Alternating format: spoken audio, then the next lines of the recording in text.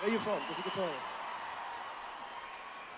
Pakistan. From Pakistan. हाँ जी, जोरदार ताड़ियां भी इन्होंने।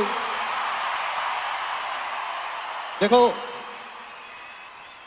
हिंदुस्तान पाकिस्तान साडे लिए तो सारे एको ही है।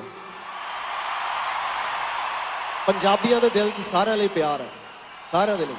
ये सरहदां, ये जिहड़े बॉर्डर है, ये तो साडे पॉलिटिशियंस ने बनाए हुए है, पर जिहड़े पंजाबी बोलण वाले आ, पंजाबी माँ बोली नूं प्यार करदे हो, चाहे इधर रहिंदे चाहे उधर रहिंदे, साडे लिए सारे सांझे है।